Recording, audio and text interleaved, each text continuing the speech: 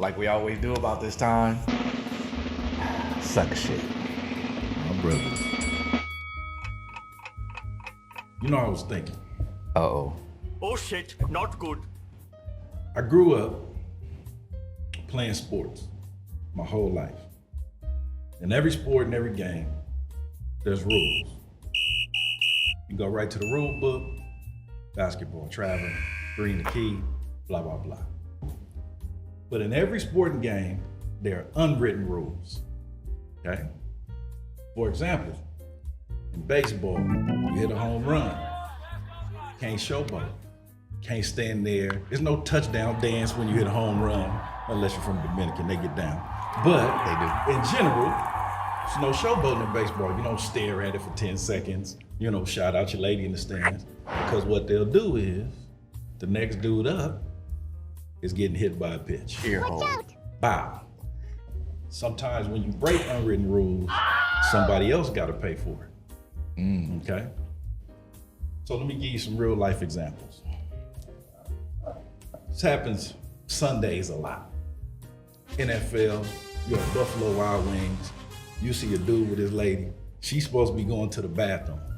She walks by a group of dudes that's Raider fans, and she like, fuck the Raiders, I'm a Charger fan. Right? Now, this is an unwritten rule, because the man sitting at the table, drinking his beer and eating his wings, all innocent, he gonna have to defend his lady at honor against 3-4 Raider fans. He about to get taken outside and get dog walked. Yes, sir. Okay? The unwritten rule of the involuntary ass whooping is in effect right there. She done talked him into getting his ass whooped on some model. Now, we got some basic rules amongst black people. We all know. When I start saying it, all y'all gonna know. Okay. Unwritten rules of the barbecue. We want to know who made what. Potato salad. No, we want to know who made everything. Who on the grill? Yeah, who on the grill? Who did them beans? Oh, Charlie cooking them links? No, I'm cool. Who made the sauce? You know, it's unwritten rules of the Who on them barbecue. greens? Yeah.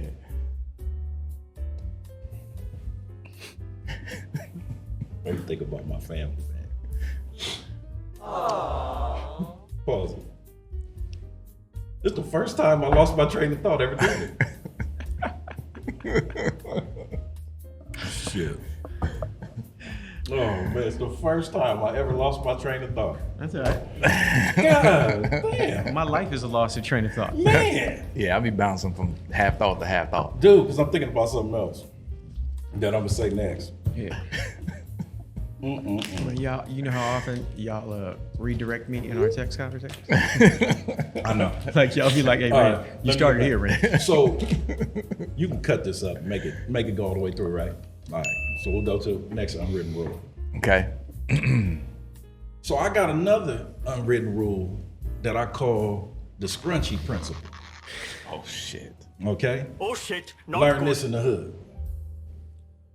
You ever seen the girl in the hood with the 2 scrunchies on the back with a little bit of hair coming out? Look like Woodstock off of Peanuts, right?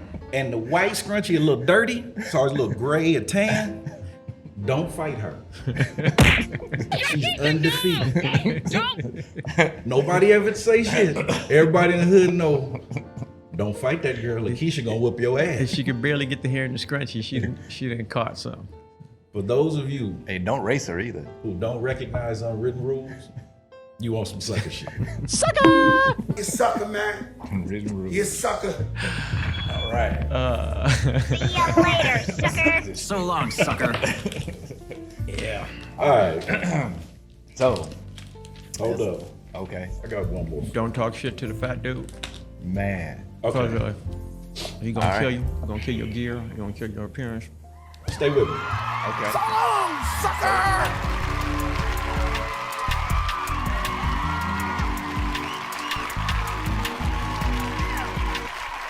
As we always do about this time. No, don't do it. Suck shit. You know, I was thinking. Uh-oh. Oh shit, not good.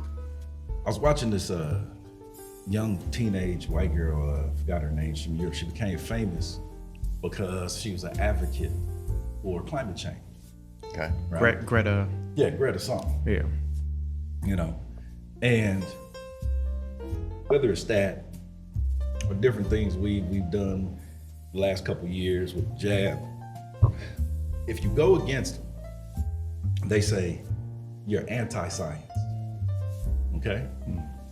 So I know a few scientific things myself. Okay? So one of the laws of science is the skeet principle. So this is boy meets girl. Boy talks to girl, they eventually have sex. Once he skeets, all of his senses are heightened, right? His hearing is enhanced, and he realizes that her stories are awful, and she's not that funny. Maybe it's just not She's for not that us. cool to hang around with. All of a sudden, his sense of smell is heightened, and he realizes that she has terrible morning breath. Like her breath smell like earring backs. Stinky. Boy, your breath stink like ass, man. All of a sudden, his eyesight, his vision is so great, and he realized she really don't clean up this apartment too good. The back of the toilet is dirty as hell. You know? And her heels a little rusty. Another, that's for black people. Whatever's showing better have lotion on it. So, okay, you might think that's not scientific enough. So, let's call it post-nut clarity. Post-coital. Post-coital clarity. Post-nut clarity. Now, somebody's gonna watch this, and they're gonna be like, "You misogynist, that's whack." And you know what I'm gonna say to you? You just anti-science. Anti-science niggas is on some sucker shit.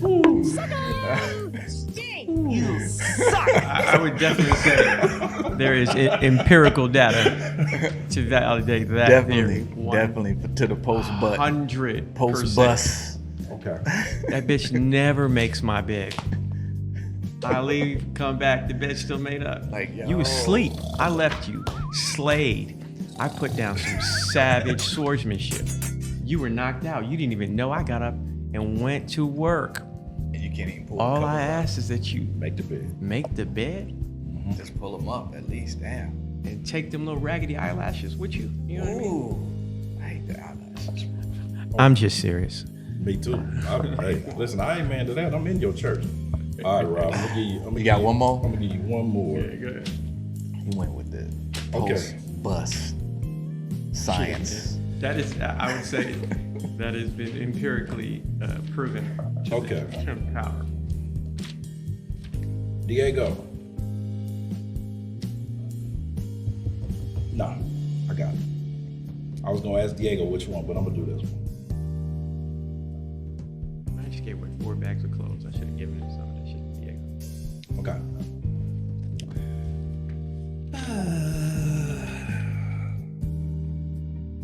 10 years later. Okay.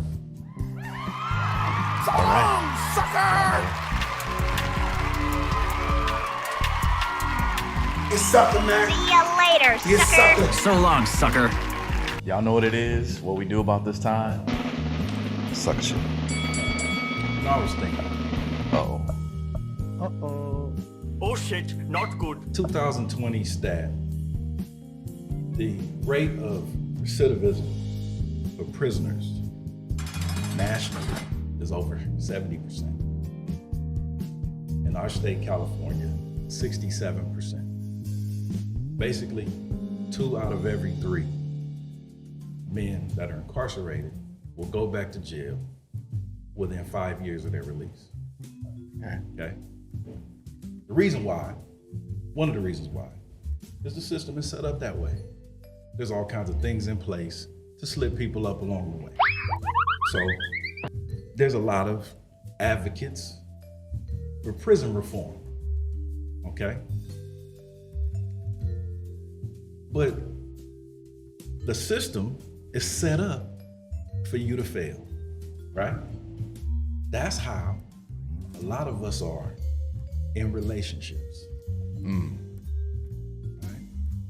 So you walk through the streets and you can't recognize who the inmates are. See, when somebody's in prison, they got the orange jumpsuit on, the blue one with the flip-flops, and they say, property of the county of Los Angeles, right? So I propose that some of these hoes need to wear like pink jumpsuits that say on the back property of the city. That way, she's for the streets. She belongs to the street. See, you get told stuff like, you can have a whole phase. Well, let's say that your whole phase lasted from 20 to 40. Do you realize that that's no longer a phase? Malcolm Gladwell had the 10,000 hour rule. You do anything for 10,000 hours, you become an expert. Right? If you at Subway for 20 years, you a hell of a sandwich artist. If you was at Arby's, maybe you like a roast beefian, I don't know, But you know that you ain't going to Wall Street. Like, the best you're gonna be is the manager, okay? So after 20 years of hoeing, the best you could be is the top hoe. The manager. That's why I say, wear your pink jumpsuit so we can know, so we can help the other citizens. And if you ain't with that, then you're really not with prison reform. And if you're not with prison reform, you on some sucker shit. You connect that. Hey, that's gonna get us in trouble. I'm all for it. I'm all for defending that one. You know me. I'm all for offending every fucking one. I offend people. How did he connect? Hey, that shit is brilliant. I love it. I guess why I drop nigga in the family group chat all the time. You know what I mean? Just because I said I have a right to use drop it. bombs. You know what I'm saying? I have a right bombs. to use it. A proud roast beefian. Oh my goodness. All right. 20 years is not a phase. I would concur. I'm just saying. Oh my. Because we know those. We know a bunch of I them. heard a woman that's 2 years younger than me talk about a whole phase. I was like, you're 45. That's where it came from. A conversation I had. She was like, Oh no. I had you're the same 45. conversation. I had the same conversation. Right? The chick had a post-divorce whole phase. I said, didn't you tell me something about from you when you was 21 to 26 that you wilded out? Like, Totally. 5 years is a long time to be like savagely throwing the box around, you know? I told her. You know what I mean? I said, this ain't no whole phase. You was an old hoe. Oh my goodness. All right. Good shit, gentlemen.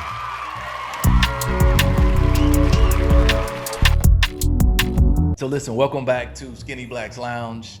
I am the host, Rob, aka Skinny Black, and to my left, Rennie. Yeah. dope. To his left, J, period, T, period. Pronouns too. Hi, mom. cool. And to his left, Ghost. the ghost of Lebo Lebo. in the house. Good to see you, brother. It's been a minute. Yeah. Hey, listen, we're back in the house. Our man Rennie, aka Renoir, aka Tubbs, is in the back. You know what I'm saying? He was on the slave ship, so when the seasons are in, when you got multiple seasons at once, Yeah, man. my man be doing his thing. Oh yeah, we'll hook up one for Lebo. Yeah. He might want to say something. Yeah. But listen, we got a couple of things we want to cover today. Circle of friends, turning 50. Just to let you know, I turned 50 recently. No telling when it's gonna get aired. But it got me in a different phase and space around valuing relationships, especially with my guys, being an only child, being, I learned at an early age to value the relationships with my friends I have. So, and it just got enhanced as I got older. And so between the guys that came into this fraternity with, and to different relationships we came into, to knowing Ren. Then just life shit happens, right? Like oldest son, finished his 3rd year of vet school. It was great, celebrating him. He about to turn 27.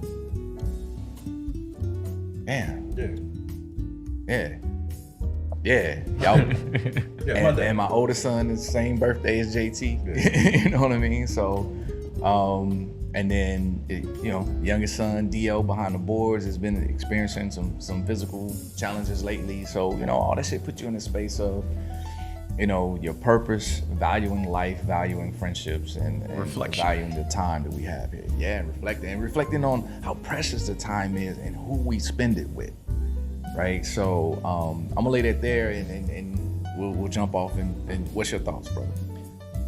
I've always tried to balance that, the reflection portion of it, not get lost in that point, because I was always around people that were always, the mentality was always as you're young as you feel, and then whatever energy you put towards maintaining that youthfulness is up to you, and it should be a focus of yours. So my grandfather, we were rolling, and I mean working 85, 86, like in it, and I mean up on a roof, replacing tarring a roof and repairing things and things like that. At the same time, you don't want to get all the way and not recognize these milestones. And reflection is good, so you can evaluate and and have a better understanding of how to move forward, and acknowledge some things, acknowledge accomplishments, acknowledge these milestones and getting past them, because some people don't get the opportunity to do it. So I also turned 50, and I never gave weight to any numbers and things like that, but I do have to understand that it's a recognizable number in the eyes of other people. But I like to keep it in the space of, if I'm not celebrating every day, then I need to figure out how to get into that space of that daily recognition of being excited to be here, and being excited to have the opportunity to go forward and create a pathway to continued happiness for myself, as opposed to these, it's good to have these goals and things like that, but it has to be about a daily manifestation. And that was something that, between watching my grandfather do it diligently, and watching the appreciation of my uncles and the women in my family sacrificed a lot, to say, to themselves, hey man, just happy to be here. And my family's a very big family, so they do these enormous text groups, and they're older, so they'll hit reply all, and the text group will break from 20 to 19, 18, and then that daily morning text that starts off at 4:50 Pacific Standard Time, which is about 7 Eastern, because they're all over the place, will morph it to 20 different text groups. But I can appreciate the sentiment, because it's just them starting their day with a great positive reflection. And although I am the unreligious, I still can appreciate the energy that goes forth with wishing love and success and happiness to your family members. And I have an understanding that so a lot of people don't wake up to anything at all. So I'm quite excited to get awake at 4:50 a.m. with the with the praises due to whatever deity that they're down with. You know what I mean? Yeah. First of all, brothers are looking good for your age. Congratulations. Appreciate it. Yeah. Thank you, brother. So, what it looks like if your daddy would have stayed. But you look like a wreck.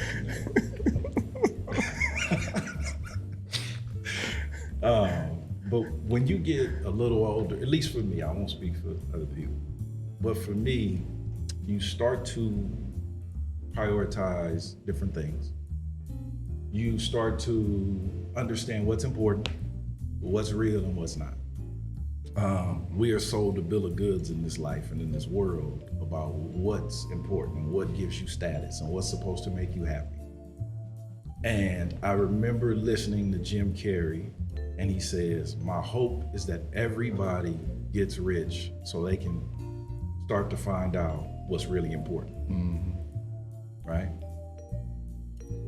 Now, I don't want people to be poor, but there's a big gap between rich and poor. And then in between is where most of us are, and you can be comfortable and have a great life if you drop the mindset of, I gotta look way up here what they selling. The things that I chased in my 20s and my 30s, I no longer chase now, right? And I've also pared down things to a much more simple life, right? One of the things you said you want to hit on is the circle. The circle is really a reflection of what's inside of you. When you take the excesses out of yourself, you don't need the excesses outside of yourself, right? So one of my greatest joys is to sit alone, light some candles, and look out at the ocean, at the lights. Beautiful. By myself, and every now and then I pop the record player open, throw on some music, and I just chill, right? You could have not gotten me to do that in my 20s, because I was too frantic, right? But I appreciate the calm and the peace now in a way that I didn't, right? That's just like, that immediately pops in my head. Some people call it maturity. I don't think it's maturity. I think it's something else. Evolution. It's not maturity. Yeah, it's evolution. Right? But that prioritizing and learning yourself and understanding, I don't need none of this. Okay, this is nice to have. I want this, da da da da. But if it does not happen, I'm self-contained and I'm good. You know, and there is a peace that comes over you when you hit that in life. And it can happen, for some people it happens when they're 25. Other people, it doesn't happen their entire lives. Right. And their lives are chaos and frantic until the day they lay down. And I feel bad for those folks. Some people are comfortable in that chaos. Some people are that chaos. Yeah. Yeah, that's all they know. Yeah. Been in relationships with them. I think we all have. What? How do you feel like you are different from pre-50 to post-50? I had to learn to let go of things. You know, things that you hold on to that destroy you, that eat away at you.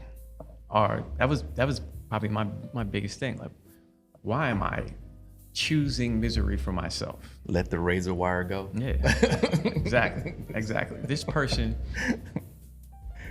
and it was a perception thing. It doesn't even necessarily mean the person wronged me. You know what I mean? They may not have done anything definitive. It's just my perception that they wronged me. You know, which means they didn't do what I wanted them to do in a specific space. You know. A lot of it, you know, I would say half of my those axes that I had to grind were some self-inflicted, you know, things that I had brought on myself, and then I was carrying them with me for absolutely no reason. And so anytime there was a point of reflection or something that triggered that, you know, it would immediately put me in a space.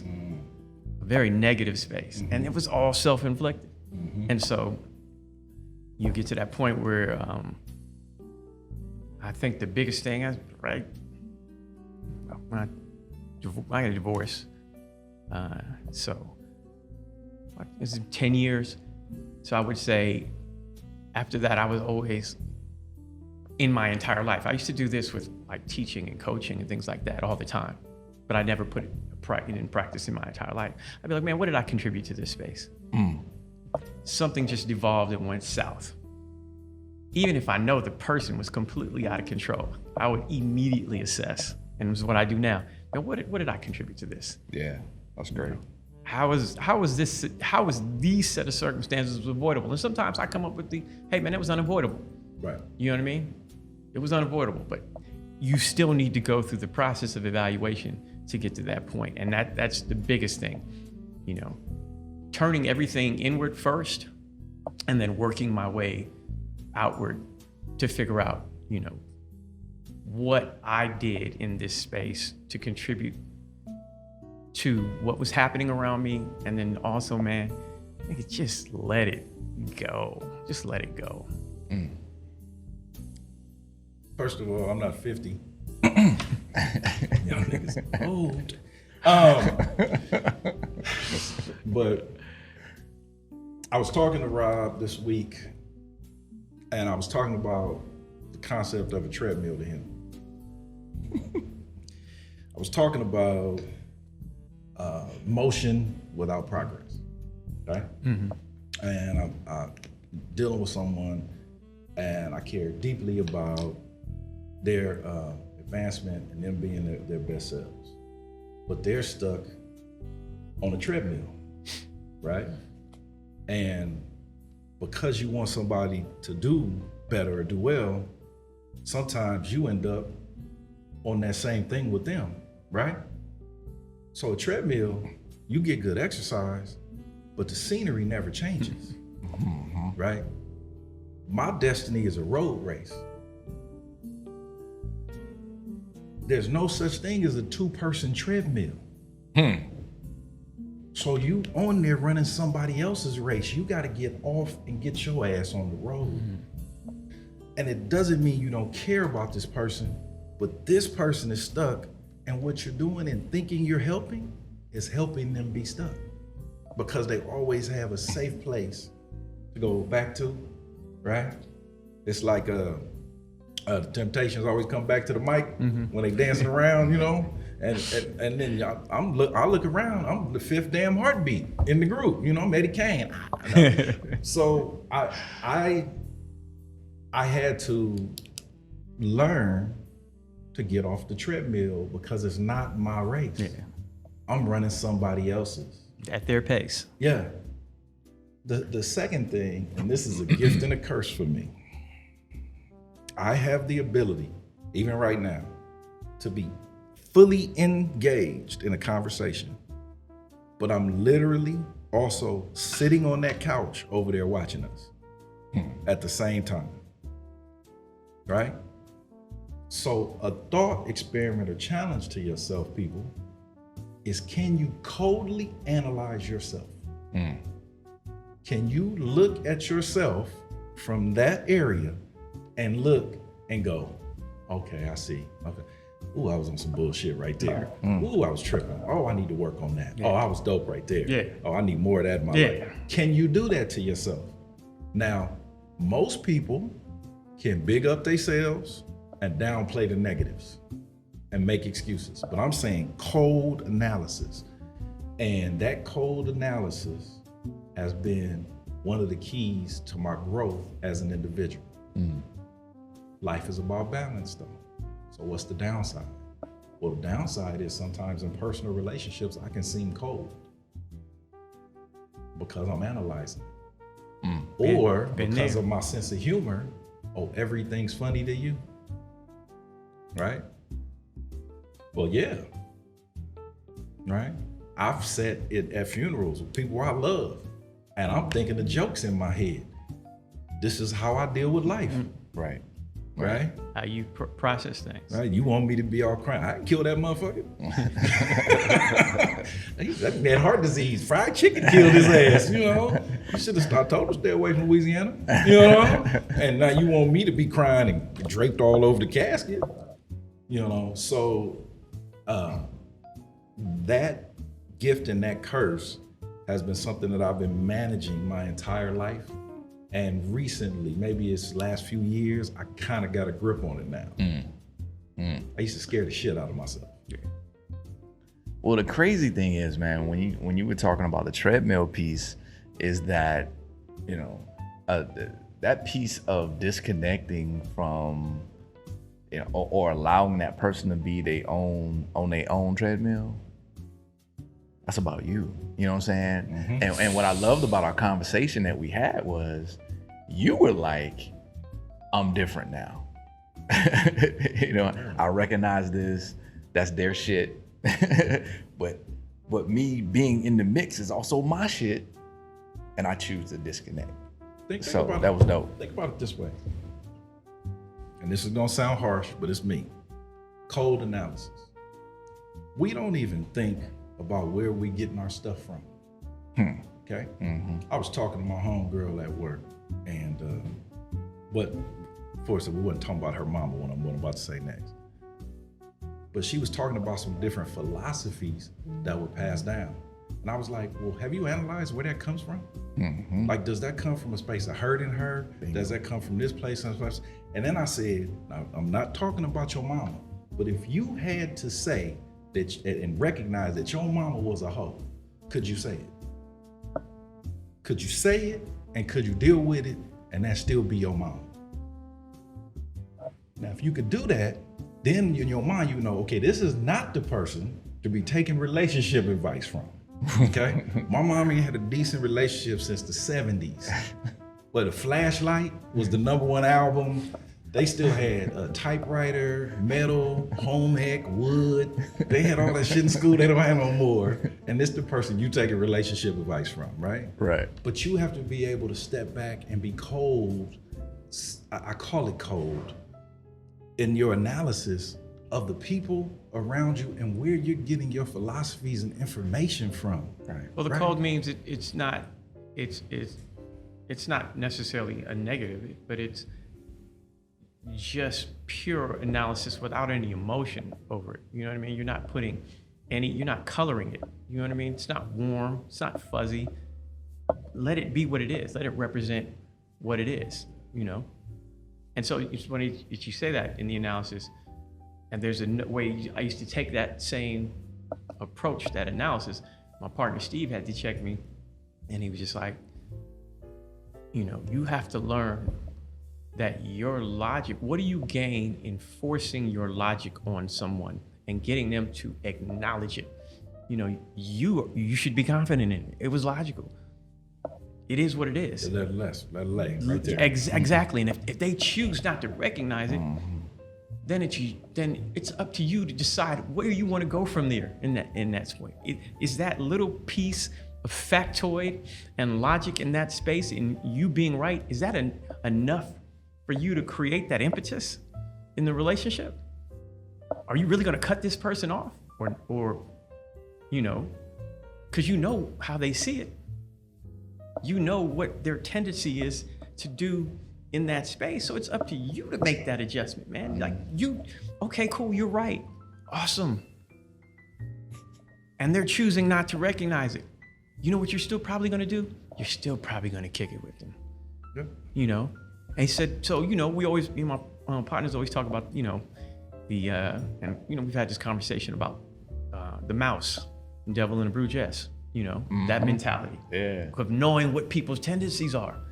So when he was like, you know, why did you kill him? He was my friend. Well, why did you leave him with me? Yeah. I'm a killer. That's it. You know? That's it. And once you get to the point where you are in recognition of what people are, not what you want them to be, not what they project themselves to be, what they are. Accept them for what they are, what they've shown themselves to be, and then you move accordingly based on those actions. You know, it doesn't mean you're not positive. It doesn't mean that you don't have a positive outlook on people, or you don't look to people to project them into a nice space. It just means you're pragmatic, and there's nothing wrong with pragmatism, man. Like, no, that's it. Like, there's a dog. He is unfamiliar. He is rather large. I don't need to pet him to test the theory of, well, if you do an open hand to a dog and allow him to come to you, I don't need to do that. There's nothing gained in that. Big dog, scary. It's cool with me. Recognizing who people are and acting accordingly, that's also a sign of your growth. You know, as an individual, makes me think. I used to host Thanksgiving at my house, big family function. And one year, I had a couple cousins, and I wouldn't let them upstairs, my son's room. My aunt was like, "Why they can't go up there?" I was like, "Cause them niggas steal." And it's gonna be a problem tomorrow when some video games come up missing or something. I said, so you can come into the house, but there's certain rooms you can't get into. Oh. And that includes family. That's a metaphor for your mind and your spirit. Exactly. Absolutely. And I had to tell somebody that I love dearly to help raise me, no, they don't have the same access you have, because for whatever reason, they don't have the same character that you have. I'm not asking them to stop stealing. This ain't the Just Say No program in my house. I'm about to drink this yak and eat this turkey, you know? But he can't go upstairs. That's it. Hey, listen, I'm sorry, man. I'm struggling right now because based on what Ren was saying earlier about, about how you call yourself, identify, it made me think about the transgender swimmer. I'm sorry. I don't know if we want to get into that. My pronoun is my nigga. My nigga. Oh, Dirt McGirt. You want to get into it? We can get into it. We got 6. I have a thought experiment, because Okay.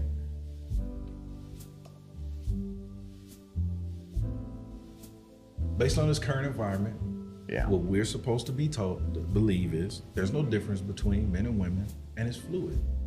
Tomorrow, depending on how I feel, I'm now a woman, right? Okay. In college, for that swimmer, there's Title IX. Title IX is a federal regulation that there has to be equal funding and equal bodies in male and female athletic departments. It's reasons why. This is the reason why, like a school like Cal State Long Beach, Long Beach State had to get rid of their football program, because there's no women's sport that has that amount of bodies. At the bigger universities, they have the funding, so the football program can pay for everything. You know, they have a women's kickball team, right? So this is why, as we get split as black folks, we fall for the okie doke. So in order for white women to get scholarships, black men got kicked out of college. Wow. That's how Terrell Davis ended up at Georgia, and then Really? yeah. I didn't know that. Now let's take this further. Well, if there's no difference between us, well, we don't need Title IX anymore. We don't need women's sports. Let's just have a basketball team and the best 12 people are on the team. Well, we know how that'll shake out. So, 9 but times out of 10. on the flip side of that, I'm supposed to believe that men are more violent than women, and that's why we need the funding and the shelters. But we know intimate partner violence is about Women. But if tomorrow I say I'm a woman, do I become less violent now because I feel different? ooh, I didn't see that coming. Good. These are just thoughts that go through my head, and I'm like, oh, to me it's all a shell game. Now, no disrespect to anybody's individual path, right? But do we look at it from a societal standpoint?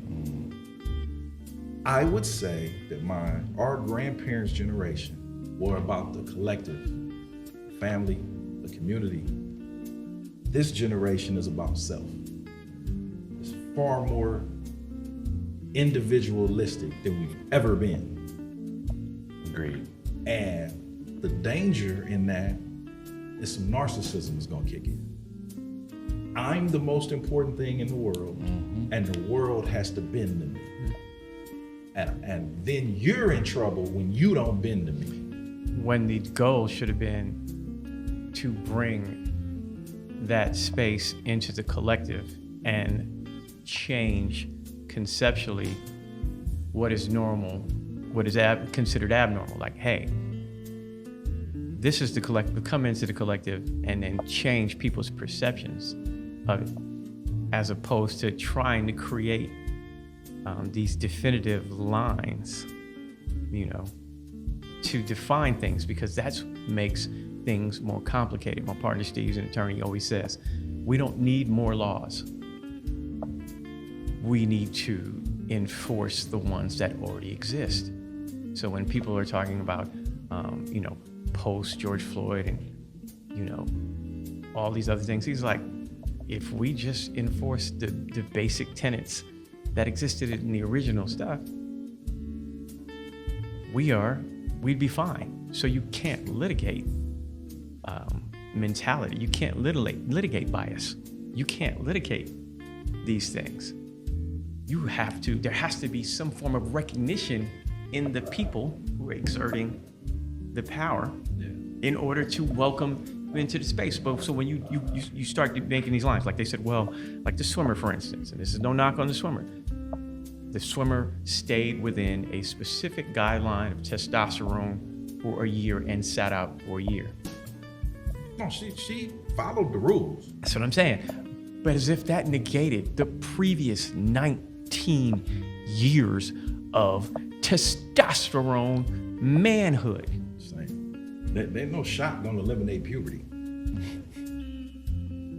And muscle development, like Bone density. exactly. All of these biological facts. So you're gonna create this arbitrary biological space here and make it defined and say, so what do you say to the person once they've complied with that?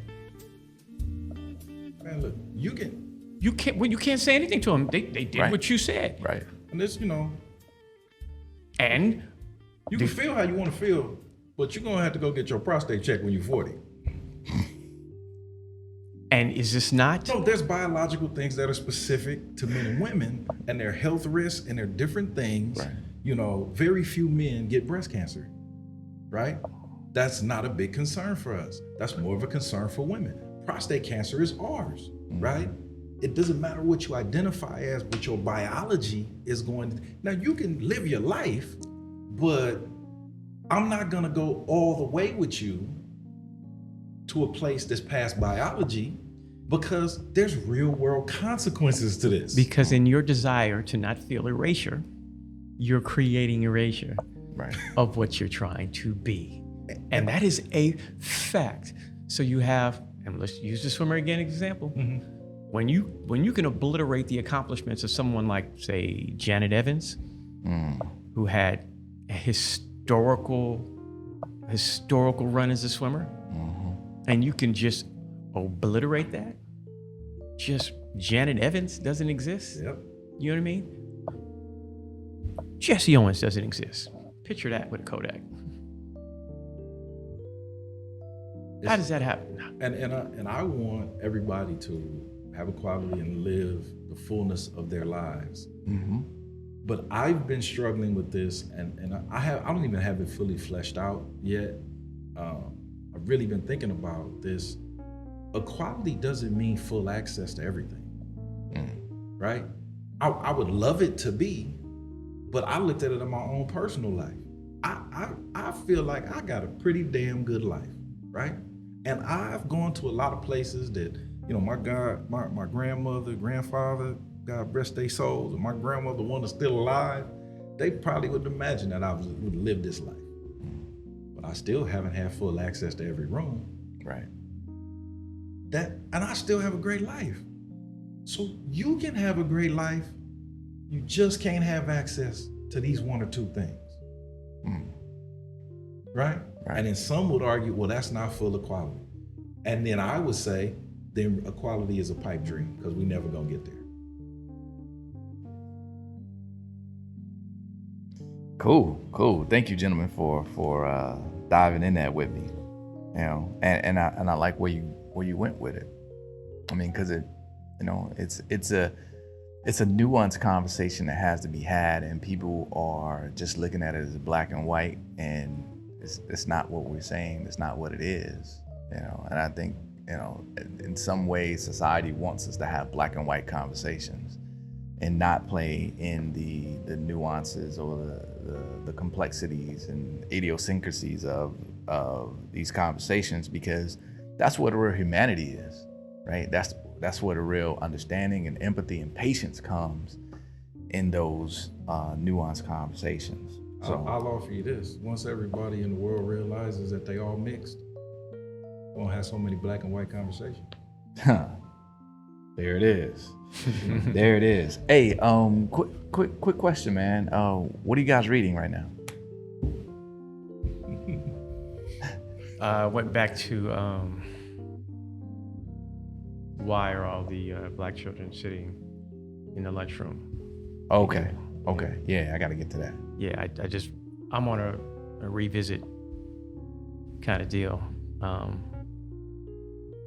and just the examination of what causes that, and then also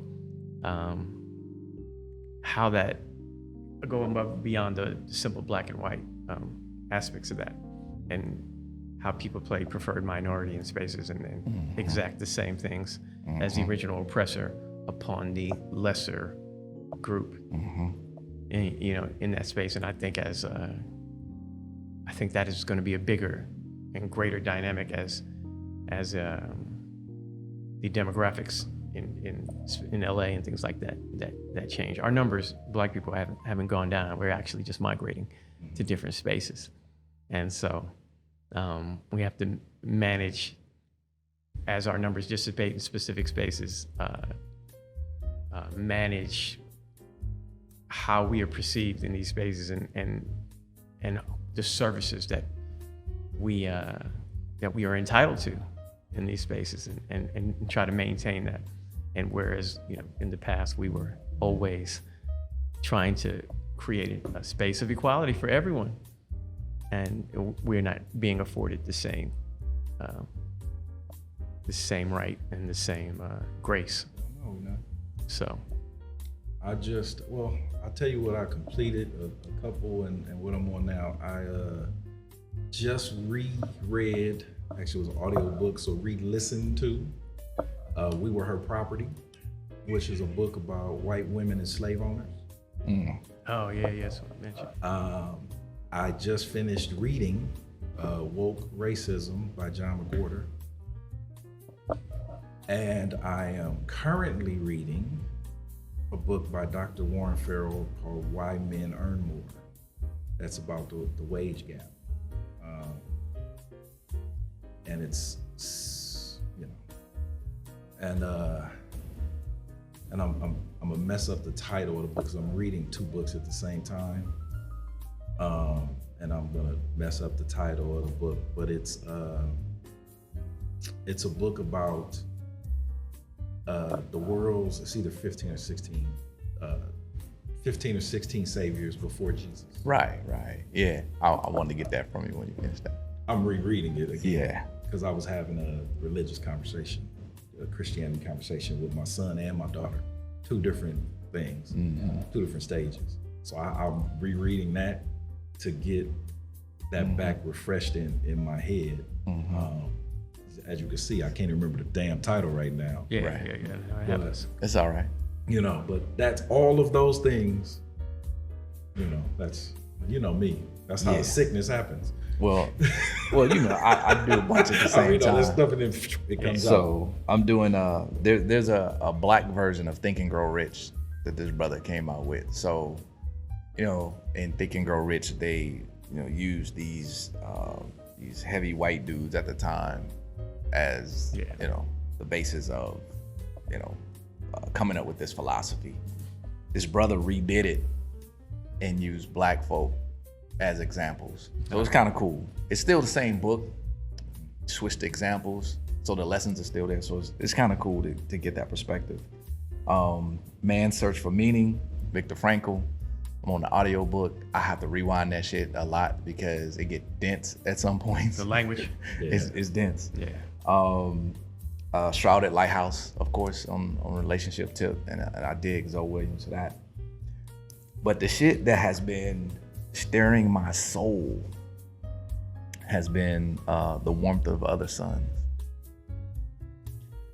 and it's a collection of stories of the great migration of Black folk from the South to the rest of the country.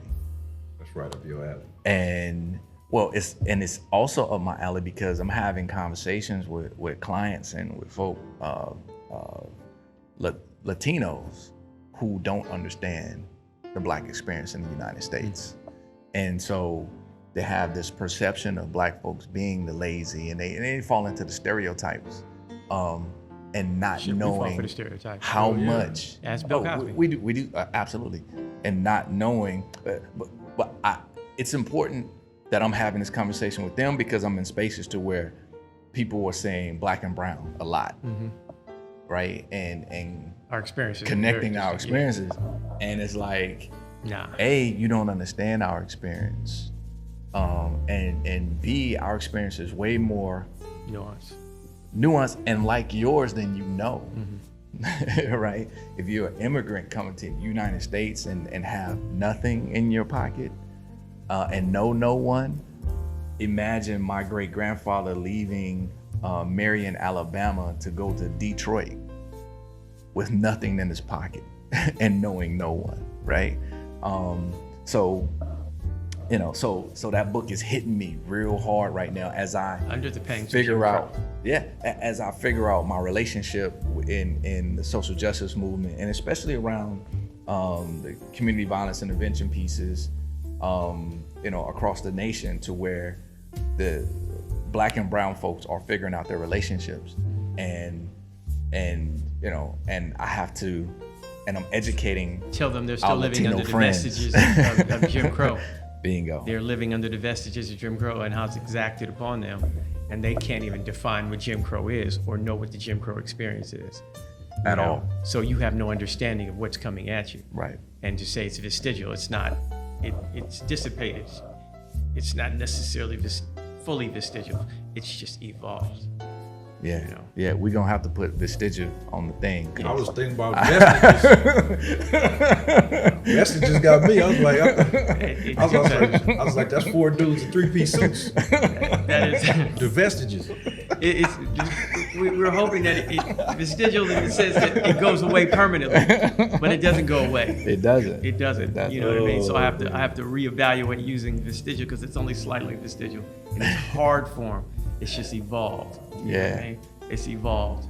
So check out that Warmth of Other Suns, man. love this That book. It's like War and Peace looking, but it's easy reads because it's just regular folk telling their stories, and it's great Black stories in there, man. So We're gonna do something that we don't do. We're gonna do something that we don't do. I'm gonna wrap this up. Okay, we'll wrap it up. Please. Thank you for watching Skinny Black's Lounge with these 2 good-looking 50-year-old niggas.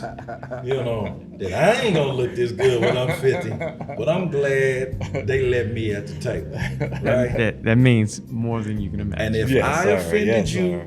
by asking the question if your mama was a hoe, then she probably was. Your mom's giving Hey, listen, man. shitty fucking advice. We've already discussed it. My grandmother had 5 kids by 4 dudes. Amen. So listen. I love my grandmother, but Hey, man, it is what it is. I got a bunch of uncles who ain't been in a monogamous relationship their entire life. So they could tell me things about how to fuck some shit up and I can learn from them based on that. But I'm not taking any relationship advice as opposed to when it comes to sustaining it. Just saying. It is what it is.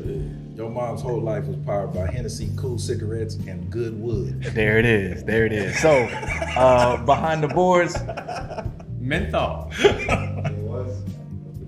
you said Jay West.